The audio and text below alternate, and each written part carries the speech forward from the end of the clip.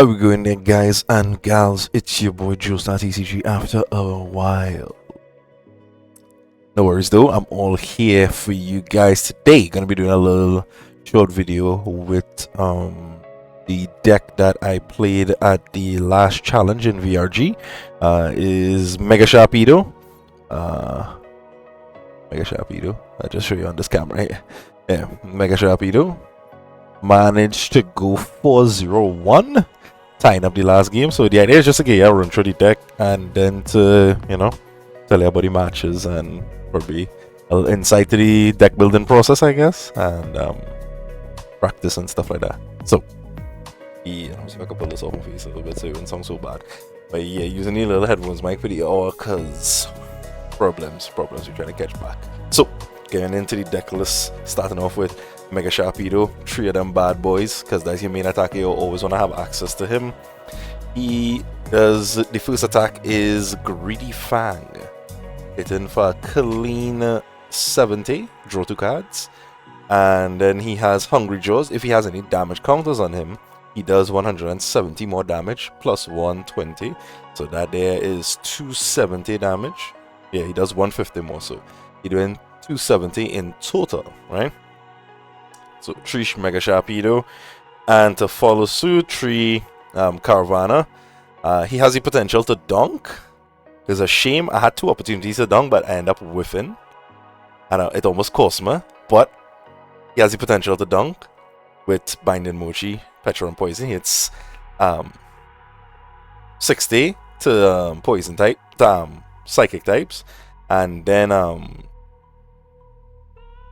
no, 70. He had 70 flush. So, you know, could kill Munkidori, or he could kill a 70 HP Pokemon because 70, and then the Binding Mochi gives you 40 plus damage. So, the idea is like, you know, he's a solid attacker. Going second, somebody just put on a 1-3P and pass. Like, you have the potential to dunk them if you have all the pieces. So, there's your main line right here 3-3. Slide them off to the side. Probably like a little, I don't know, just pile them up wherever. The draw engine is Mega Kangaskhan. Mega Kangaskhan. I wonder if I could take out that flash way. That flash, I can do more harm than good. Wow. Yeah, they take out that flash. Nice. Good. So, Mega Kangaskhan. 300 HP, basic colorless. With the ability run errand once in the active spot once per turn. You could draw 2 cards. And the attack rapid fire combo. Now, this is like a versatile piece. The attack rapid fire combo pretty strong, and it most likely would help in the grass matchups where, you know, Mega Sharpedo would suffer because Mega Sharpedo is weak to grass. So yeah, it isn't ideal. So primarily you're trying for Mega Kangaskhan to be your main attackers in those matchups, because 200 with the potential of more is always nice, and drawing 2 cards every turn is amazing. You'll see why I'm talking about that, because I don't know if people know about it, but Mega Sharpedo has no retreat cost. So you can move from the active to the bench freely, you know? So that's those 2. We have Munkidori. Because we're poisoning and we damaging, we need to have the ability to move damage any way we like. Munkidori staple, I mean, everybody know what I just do. Then we have a 2-2 line of the Toxel and Toxtricity. This is where you just use to energize your board. Now, Mega Sharpedo attacks for only 2 energy, so you just need 1 on board 9 times out of 10, because the energy demand of the deck is not super high unless you're committing to Mega Kangaskhan, both Mega Kangaskhan as the attackers, you know. So yeah, these pretty solid. Once per turn, search your deck for a dark energy, attach it to your bench dark Pokemon. If you do put 20 damage counters on that Pokemon, works out pretty nicely when you have Munkidori to be able to manipulate that damage and put it wherever you like. 2 Pecharunts, because Pecharunt is mandatory in this deck. Now, the whole idea play that I was going for with the deck is, and you know how Todd Reckler, one of the best TCG players ever, he built a deck with the Absol Kanga box, where, you know, you have Latias on board, and you have Pecharunt, so that you'll be able to pivot in between to draw cards consistently every turn. So it's the same thought process with this deck, where you would have your Mega Sharpedo, he would do an attack, he would survive, what have you. You retreat into your Mega Kangaskhan, and then at the end of the turn, with this having a Binding Mochi equip, you would then use Pecharunt Subjugating Chains, switch a Dark Pokemon from the bench to the active. If you do, it's poison. So that's how, you know, you rotate these every turn, so that if you knock out with Greedy Fangs, you draw 2 cards. This allows you to draw 2 cards. You take a prize, you take another card, you know. So it allows your hand to get massive real quickly. Within like 2 to 3 turns, you could be having a very substantially large hand. Right? So Pecharunt, vital. Need 2 of them Johns 9 times, well, all the time, actually. Even when it was to my detriment, I was benching it still because it's so vital. A 1 of Seviper. This was in anticipation for Crustle. Because you know them Crustle players, they dirty, you know. They like to put on their little luxurious cape, man, sit down there. You can't hit me. So, the idea with the Seviper now, even though you have 120 HP, you put us down. Now, if you're playing the Crustle matchup, obviously you would set up both Toxtricity so that you'll be able to get this online to like the turn you play it. Because if they see it, they would boast and kill it 9 times out of 10. So why I had it in there for is for that purpose, and then I would have Mega Sharpedo on bench, so you hit 240, because the ability Excited Power says that if you have a Dark Mega Pokemon EX on your bench, this Pokemon does 120 more damage on the attack.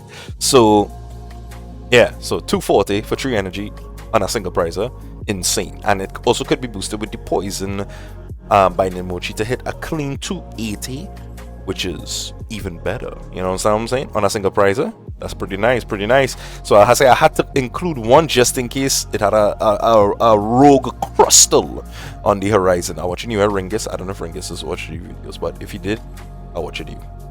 Crustle. And then we're going into the supporters. So that is the day for your Pokemon. We're running into 4 Research, 3 Boss's Orders, 3 Arven, 3 Iono, and 1 Brock Scouting. Now you might think to yourself, wow,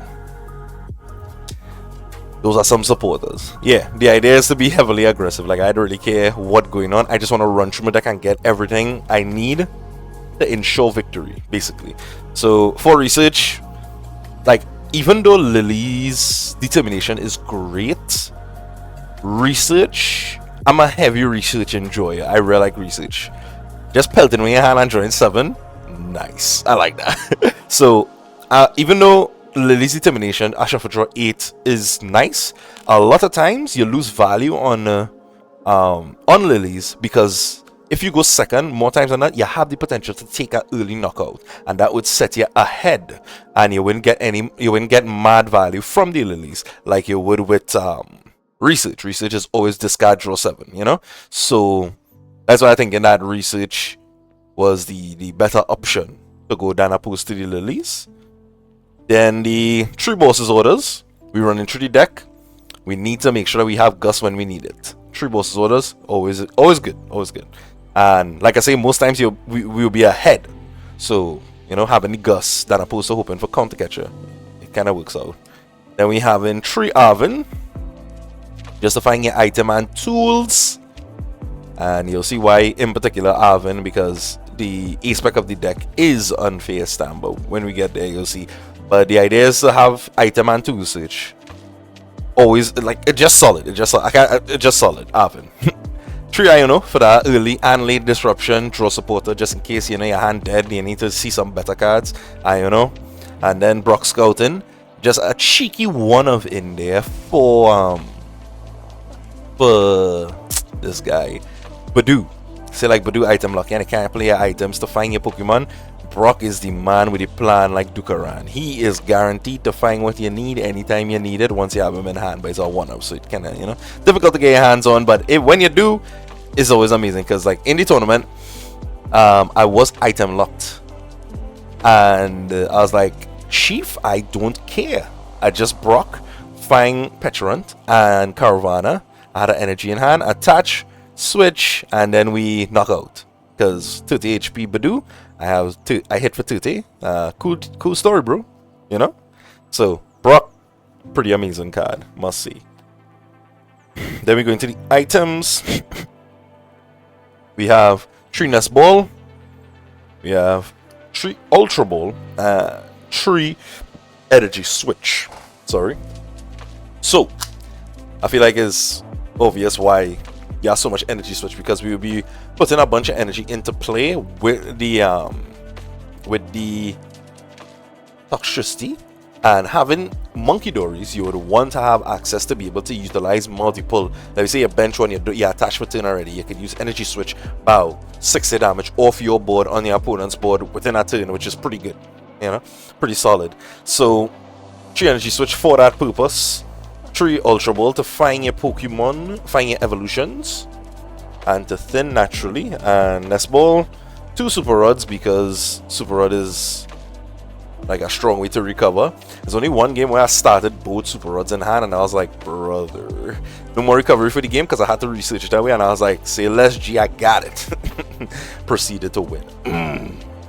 But yeah, 2 Rod, then the 1-ofs, 1 Counter Catcher, 1 Mega Signal, 1 Buddy Poffin, and Unfair Stamp as the A spec for the deck. The Counter Catcher, like I say, if you end up going behind, Counter Catcher mad useful. You know what it does do.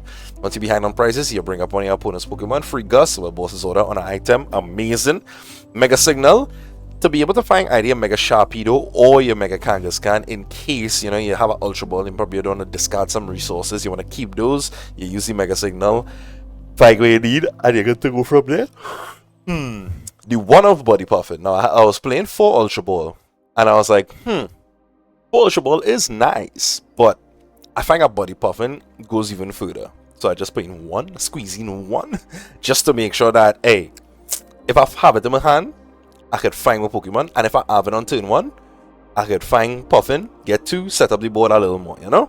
Get myself more established. So just 1 of Buddy Poffin, and Unfair Stamp as the E-spec of choice. Now, Unfair Stamp is not very good in the format because it has 1,000,001 ways to draw out your deck, draw out your life. So, the reason why I think it was good is because you go into, most times go first. If you end up going second, sure, no problem, but most times you're going to go first. You're going to take a big knockout, or you're going to take a couple knockouts before they could get to that high, that mountain of 330 damage to knock out, right? Because it's a mega Pokemon. So they will take 3 prizes, and then boom flick on the flip, you just grab Unfair Stamp one time. So they were stockpiling their hand, making sure they have resources to deal with whatever you can bring up to them, and then boom flick after they take 3 prizes, Unfair Stamp in this scale. And no way to get back the cards on hand, because why? You're constantly taking knockouts and the board underdeveloped. Now in the event that is the other way around, where they properly developed and you just Unfair Stamp after you get a big knockout, after you get knockout, is like, I mean, alright, I'm trying to slow you down a little bit and see how it goes. But yeah, Unfair Stamp along with the Ionos, a ton of disruption. It's not super strong, but it's still very needed and useful. That's why it's gonna hurt when Iono rotate, but it's needed. So Unfair Stamp as the A-spec choice for the deck. And then we go into the tools, just 2 Binding Mochi. That's all you need. You don't need any more, you don't need any less, because you ain't gonna be poisoning anything else other than Mega Sharpedo, really, unless he is Seviper and he in that kind of matchup, or unless he had an attack with Toxtricity, which would be wrong. But yeah, so 2 Binding Mochis. Once it's attached to a Pokemon and the Pokemon is poisoned, the attack used by that Pokemon would then do 40 more damage. The opponent's active. So Binding Mochi, solid. It would push Mega Sharpedo's damage from 270 to 310, and which would work in tandem with Gravity Mountain. There's a bunch of stage 2s in the game, like Charizard, Dragapult, Gardevoir, I hit him for weakness, but whatever, you know. And then the Megas, Gravity Mountain, bringing them down 30 HP is a godsend. You know why? Because it does significant damage. Now they're thinking, alright, that's safe. Okay, he's doing 310. Right, so I have some HP to work with. You see on a Dragapult or a Zard. You know? Oh, okay, 310. Okay, nice. So he will try the Munkidori that to kill on the following turn. So I could just throw this up or deal with the situation. Nachi, slap down the Gravity Mountain, hit you for the quickest 310. It's over. But I digress. Gravity Mountain. And to close it out, we have 3, 6, 9. Damn, you're fine. Come back and look at me one more. 9 energies, yeah. 9 dark energies, because we want to make sure that our Toxtricity always has energy in deck to be able to accelerate it to our Sharpedo or bench dark Pokemon, you know, or however way we like. So yeah, so that's like the deck profile. Tournament was pretty great. Not because I win, but like it had some real good matches. Let's see. I ain't gonna lie, I built this deck last minute. It was pretty doo-doo. Still think it's doo-doo, but it worked. You know? Like, it's not because it's not a meta deck, I guess, you know, it's probably a little difficult to give it the cheers now, you know, the niceness that I deserve. But it's a sound engine in the whole idea of run errand, draw, free retreat with the Sharpedo, draw, research, draw, Iono, draw. You have Arven for consistency to find. You have Brock, you have Energy Switch. So, you know, is a lot of things working together to make sure that this is a solid piece of 60 cards here. So, yeah, that's about it. Yeah, I can't remember the matches that I played. Wait, no, alright. The first match was against Serena EX. It was scary because he had Teal Mass Ogapon and Grass Weakness, you know, knock it out pretty hard. But managed to navigate it somehow, you know. Then the second match was against Rocket Spidups. Again, a grass matchup where, you know, I was honestly under the impression, okay, this is a guaranteed loss.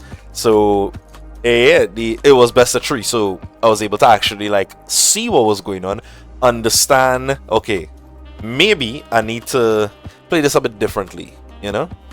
So in that matchup, instead of using the main guy, I tried to utilize the Mega Kangaskhan, but believe it or not, I did not.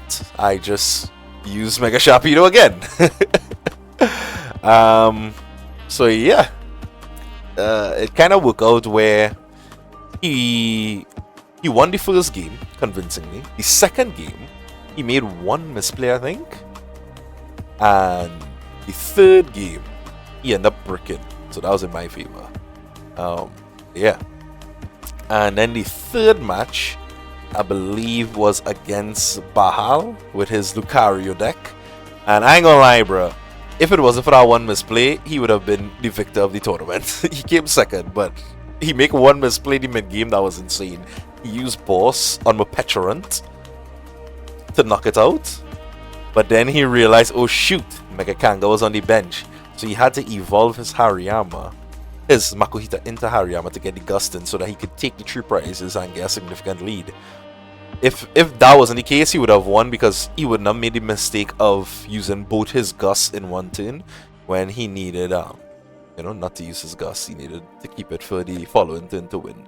So yeah, that was a huge misplay on his end, and I appreciate his kindness so much for giving me that one opportunity for the Dubski. Also playing against the fourth match was against God of War. And that God of War matchup, bro, you think you're playing dark and you had the upper hand? Nah, bro, God of War is just that deck. He made a crucial error in the first game. He Iono and then shuffle, which he understood that was game losing. So we went on to game 2. Game 2, I benched my Mega Kanga. Well, I didn't bench it. I started it. So he made sure that he aimed for that target consistently. And he got it off the board, going up 3 prizes. And then I had damage on the Mega Sharpedo, which allowed him to knock it out on the clapback with the Drifloon, the second KO of the game, taking 6 prizes, you know, because these 3 prizes Pokemon. So yeah. And then in game 3, I decided I wasn't going to be stupid, and I didn't bench Mega Kanga. I just stayed along with the Sharpedo and Sharpedo, Pecharunt, and Toxel, along with Munkidori's. And I managed to get a win on that one right there. And then the last match for the day was against Tank Kanga. I ain't gonna lie to you, Chief. Tank Kanga is one of the hardest matchups in the world. Sorry about that shift right there. Yeah, one of the hardest matchups in the world, unless you're playing Roaring Moon or Origin Bolt. Not even Dengo though, Roaring Moon or Raging Bolt, because Dengo it kind of hard, but Roaring Moon and Raging Bolt, they must just be like, say less, I got you, Chief, I got you, I'm gonna knock you out for the one time, you know what I'm saying?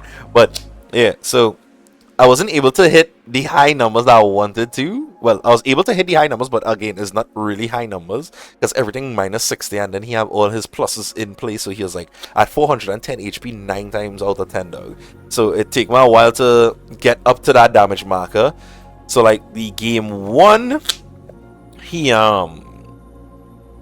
he flipped heads on Kanga, and yeah, that was it for that game 1. Game 2, on the other hand, he didn't flip heads immediately. You know, I was able to get a little more damage on it, and then I was able to knock it out. But he didn't get chance to establish another Kanga in time before I was able to wipe the rest of the board. Well, not wipe the rest of the board, but like take enough prizes to win the game after the 3 prize Kanga. And then game 3, unfortunately, because those 2 games take a while, I ain't gonna lie to you, my head started hurting me in the middle of game 2 because, brother, the maths wasn't mathsing. But in game 3, unfortunately, we didn't have enough time to finish the game, so it ended up in a draw, and it ended up in my favor due to me being 4-0 at that point in time. So that was the little recap right there, a bit of a longer video. Hope you guys enjoyed the video. Nevertheless, the little deck profile on the Mega Sharpedo. Saturday, please go. There's another tournament in MVE Collectibles. I will be playing another unique deck. So yeah, hope you guys have a wonderful day. Thank you so much for watching, and until next time, peace. Keep training. Bye bye.